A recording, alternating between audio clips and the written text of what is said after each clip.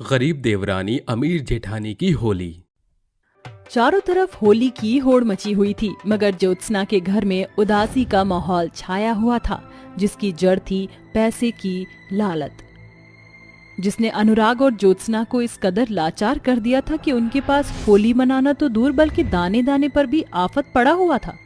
माँ देखो ना, गली में सभी बच्चे गुब्बारों से होली खेल रहे हैं, पिचकारी में रंग भरकर कितने मजे से होली खेल रहे हैं। मुझे भी एक पिचकारी दिला दो ना माँ। पीहू के जिद करने पर ज्योत्सना चिड़चिड़ी होकर पीहू पर चिल्ला पड़ती है। अरे कहाँ से दिला दूं पिचकारी? डाका डालूं या चोरी करूं? यहाँ तक पैसा नहीं है जो जहर की पुड़िया खरीद कर खा लूं। हे भगवान, ये कैसा दिन दिखा रहा है तू हमें। मैं मेरी बच्ची को एक पिचकारी तक नहीं दिला सकती। बस बहुत हो गया। अनुराग चलो माँ जी के पास वापस चलते हैं। ये सुनकर अनुराग ज्योत्सना को गुस्से से घूरते हुए कहता है, किस मुंह से जाएंगे हम माँ के पास? अपनी पीहू की खुशी के लिए मुझे जो चाहे करना पड़े मैं करूंगी अनुराग, चाहे उनके आगे हाथ पांव पड़ना पड़े। अगले ही पल ज्योत्सना और अनुराग पीहू को लेकर निकल पड़ते हैं, जहां गली गली सड़क सड़क पर होली की हुड़दंग मची हुई थी। सभी के चेहरे पर होली का बड़ा हर्ष छाया था। काफी दूर चलने के बाद उनके कदम एक बड़े से घर के बाहर ठहर जाते हैं। तभी अपनी जेठानी को देखकर देविका की खुशी का ठिकाना नहीं रहता। जेठ जी, जेठानी जी, आप दोनों यहाँ आइए ना। ठहर जा छोटी बहू। क्यों बड़ी बहू, पैसे की गर्मी ठंडी पड़ गई क्या जो यहाँ आना पड़ा? माँ जी, बीती बातों को क्यों याद करना? होली के दिन तो दुश्मनों को भी गले लगाना चाहिए। फिर ये तो हमारे अपने हैं। अपनी देवरानी को अपने पक्ष में बोलता देखकर ज्योत्सना का सर शर्म से जमीन में गड़ जाता है और उसके आंसुओं से भरी आंखों के आगे बीते वक्त की यादें नाचने लगती हैं। ये कहानी है सुधा देवी के घर की, जिसके घर परिवार की नींव नारायण की मौत के साथ ही ढह गई थी, जब घर की मालकिन ज्योत्सना बन बैठी थी, जिसका कारण था उसके पति अनुराग की कमाई। अनुराग एक प्राइवेट कंपनी में मैनेजर है, जो ज्योत्सना के सिखाए अक्सर कंपनी में हेर फेर करके ज्यादा कमाई करता था। वहीं गरीब देविका का पति अजीत ज्यादा पढ़ा लिखा न होने के कारण एक फैक्ट्री में 10,000 की नौकरी करता था। उसके 2 बच्चे थे, बिट्टू और चिंकी। होली आने वाली थी, जिसके उपलक्ष्य में ज्योत्सना का ज्यादातर दिन बाहर खरीदारी में ही कट रहा था। थैंक यू सो मच माँ, ये पिचकारी तो वाकई में बहुत ही सुंदर है। अब कल मैं इस पिचकारी में पानी भर भर कर जी भर कर होली खेलूंगी। हाँ हाँ मेरी प्यारी प्रिंसेस, जैसा तुम्हें ठीक लगे वैसा करना। पीहू की पिचकारी देखकर बिट्टू और चिंकी की आंखों में वैसे ही पिचकारी पाने की आस चहक उठती है और वह भागे भागे ज्योत्सना के पास आते हैं। ताई जी, हमें भी पीहू के जैसे पिचकारी दिला दो ना। हाँ ताई जी, हम दोनों भी होली खेलना चाहते हैं। ज्योत्सना उन दोनों बच्चों को खुद से दूर धक्का देते हुए उन्हें बुरा भला कहने लगती है। दूर हटो, जब देखो भूखे नंगों की तरह मेरे और मेरी पीहू के आगे पीछे भिनभिनाते रहते हो। चलो फुटो यहाँ से। औकात एक पैसे की नहीं और पिचकारी चलानी है इन गरीब को। अरे जेठानी जी, कम से कम बच्चों से तो मीठे मुंह बात किया कीजिए। अच्छा जी, तो अब मेरी गरीब देवरानी मेरे सामने बोलने लगी है। लगता है तू भूल गई है कि तेरी औकात मेरे पैरों की धूल बराबर भी नहीं, समझी ना, गरीब की बीवी। हाँ। इस तरह ज्योत्सना अपनी गरीब देवरानी को अपनी अमीरी की ऐठ दिखाकर वहां से चल देती है। तभी चौखट पर खड़ा अजीत ये सुनकर कहता है, मुझे माफ कर देना देविका, मेरी वजह से तुम्हें भाभी की बातें सुननी पड़ती हैं। मुझसे शादी करके तुम्हें इस गरीबी के सिवा मिला भी क्या है? न तो मैं तुम्हें तुम्हारी ख्वाहिश पूरी करने के लिए खुला खर्चा दे पाता हूँ, न बच्चों के लिए रंग गुलाल ले पाया हूँ। अपनी गरीबी को देखकर देविका का दिल तो बहुत दुखता है, मगर उसे हर हालातों में गुजारा करना आता था। जी क्या हो गया, ये कोई आखिरी होली थोड़ी थी। इस साल ना सही तो अगले साल होली मनाएंगे। अगली सुबह होते ही पूरा गांव मोहल्ला होली के रंग खेल रहा था, तो वहीं गरीब देवरानी घर द्वार की सफाई कर रही थी। तभी उसकी अमीर जेठानी ज्योत्सना कीचड़ और कूड़े से भरी बाल्टी को उस पर उड़ेल कर बोलती है, हैप्पी होली मेरी गरीब देवरानी। ये क्या किया आपने जेठानी जी? अरे मैं तो बस तेरे साथ होली खेल रही थी, मगर तू तो खिटपिट करने लगी। भला कीचड़ से कौन खेलता है होली? अरे मेरी गरीब देवरानी, अब रंग और गुलाल खरीदने की तो तेरी औकात है नहीं। ऐसे में बिन पैसे के होली खेलने के लिए कीचड़ ही तो बचता है। अमीर जेठानी देविका के साथ कीचड़ में होली खेलकर अपनी देवरानी को उसकी गरीबी का एहसास दिला जाती है। ऐसे में सर से पांव तक कीचड़ से सनी देविका फूट फूट कर रोती है। तभी उसके दोनों बच्चे भी रो पड़ते हैं। दादी माँ जल्दी आओ, देखो माँ रो रही है। अरे देविका बहू, ये तुझ पर कीचड़ किसने डाला? माँ जी, जेठानी जी ने। आज के दिन भी मुझे नहीं छोड़ा। मैं होली के दिन तो कुछ नहीं कहूंगी, मगर आज उसने होली की आड़ में तुझे तो नीचा दिखाया। इसका हिसाब तो उसे कल देना ही होगा। इस तरह ज्योत्सना अपने पति अनुराग और बेटी पीहू के साथ अच्छे से होली मनाती है। उसके किचन से उठ रहे घी में छने पकवानों की खुशबू से देविका के दोनों बच्चे बिट्टू और चिंकी के मन ललचा उठते हैं। आहा, ये मालपुए कितने क्रिस्पी और टेस्टी हैं, मजा आ गया। अरे ओ बिट्टू चिंकी, यहाँ खड़े होकर हमारे खाने में नजर लगा रहे हो क्या? चलो भागो यहाँ से। इस तरह जेठानी की होली खुशहाल तौर से बीतती है। वहीं देविका के परिवार की होली गरीबी के कारण सूखे सूखे ही गुजर जाती है। अगली सुबह, बड़ी बहू, कल तूने छोटी बहू पर कीचड़ क्यों डाला?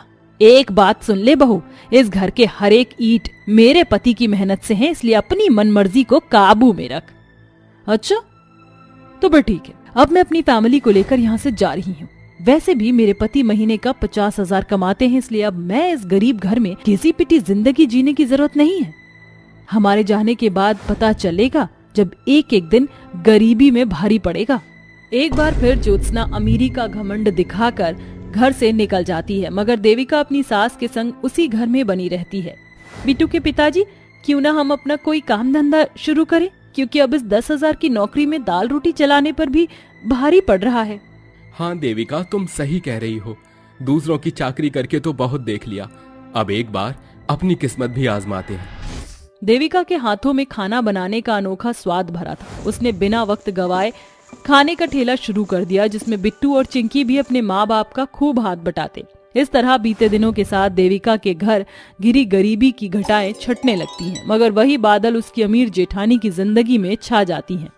मिस्टर अनुराग, मैंने कभी सपने में भी नहीं सोचा था कि तुम अपनी कंपनी में हेर फेर करोगे। यू आर फायर, और अब कंपनी की तरफ से तुम्हें मिला घर भी तुमसे छीना जाता है। इस तरह कंपनी में कच्चा चिट्ठा खुलने के बाद न सिर्फ अनुराग को नौकरी से हाथ धोना पड़ता है, बल्कि वह बड़े घर से बस्ती में रहने को दूभर हो जाते हैं और समय की मार उन्हें उसी घर की चौखट पर ला खड़ा करती है जहां से वह पैसे की ऐंठ दिखा कर गए थे। उस पल ज्योत्सना की आंखें छलछला जाती हैं। माँ जी, मुझे माफ कर दीजिए। मैं अमीरी के घमंड में इस तरह अंधी हो चुकी थी कि मैंने रिश्तों को रौंदना शुरू कर दिया। शायद इसलिए अब वह अमीरी मेरी नहीं रही और भगवान ने हमसे सब कुछ छीनकर मुझे उसी गरीबी का फल भोगने को दिया जिसमें देविका एक पल को थी। देखिए माँ जी, जेठानी जी को अपने किए का पछतावा है, अब उन्हें माफ कर दीजिए। जब तूने उसे माफ कर दिया तो मैंने भी माफ कर दिया। इस तरह होली के खास दिन पर देवरानी और जेठानी के बीच खड़ी अमीरी गरीबी की दोहरी दीवार ढह जाती है, जिसके बाद पूरा परिवार साथ मिलकर होली की खुशियां मनाता है। मगर ज्योत्सना का किरदार इस बात की सीख देता है कि कभी पैसे पर अंधाधुंध घमंड ना करे, क्योंकि वक्त की फेरबदल रेत के जैसी है, जो कब हाथों से फिसल जाए इसका पता नहीं चलता। जगदर घर के टूटे फूटे खटिया पर सोया हुआ जोर जोर से खांस रहा था। तभी उसकी पत्नी सुभागी भागते हुए घर के अंदर आकर दरवाजा बंद करती है। उसका हाथ पांव खूनम खून हुआ था, जैसे किसी ने उसे खूब सारे पत्थर मारे हो। हे भगवान, अगर ये भीड़ ऐसे ही दरवाजा पीटती रही तो ये कमजोर किवाड़ ज्यादा देर तक नहीं टिक पाएगा। काश कि हमने लोहे का दरवाजा बनवाया होता। शुभांगी के ऐसा कहते ही वो पुराना टूटा फूटा दरवाजा एक मजबूत लोहे के बड़े दरवाजे में बदल जाता है, जिसे देखकर शुभांगी और जगधर चौंक उठते हैं। तभी दरवाजे के बाहर हो रही हलचल भी शांत हो जाती है। ये कैसी जादूगरी थी? मेरे कहने भर से मेरे घर के दरवाजे का ढांचा ही बदल गया। अचानक से शुभांगी की नजर घर में लगे उस खटिये के पाए पर पड़ती है, जो टूटने की कगार पर था। अरे, ये खटिया तो टूटने ही पर है। शुभांगी चूल्हे के पास रखे आंच जलाने के पूले से एक बिस्तर तैयार करके जगधर को उस पर सुला देती है। तभी 5 साल की परी अपनी माँ से बोलती है, माँ, मुझे बहुत जोरों की भूख लगी है, जल्दी से कुछ बना दो ना, मेरे पेट में गुड़गुड़ हो रही है। हे भगवान, आज जलाने के लिए मैं जो सूखे पूले बटोर कर लाई थी उसका तो बिछावन बना दिया। अब कैसे जलेगा मुझ गरीब से घर का चूल्हा। ऐसा कहते हुए शुभांगी फूट फूट कर रोने लगती है। तभी चूल्हा जैसे किसी जादूगरी से जल उठता है और खाना बनाने के बर्तन नाचते हुए चूल्हे पर चढ़ जाते हैं, जिसमें से तरह तरह के पकवान तलकर बाहर बर्तन में आ जाते हैं। एक साथ इतना सारा स्वादिष्ट खाना देखकर परी ललच कर खाने पर लपक पड़ती है। देखो माँ, ये चूल्हा तो खुद ही जल उठा। और कितने सारे पकवान भी दिए। आओ पिताजी, आप भी पेट भर कर खा लो। अपने घर में हो रहे जादू शुभांगी को हैरत में डाल देते हैं। आखिर ये सब कैसे हो रहा है?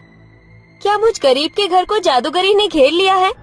शुभांगी अभी ऐसा सोच ही रही होती है कि तभी उसके सामने एक कोढ़ से भरी एक बुढ़िया प्रकट होती है, जो अचानक से देवी का रूप धर लेती है, जिसे देखकर शुभांगी घुटनों पर बैठकर देवी को प्रणाम करती है।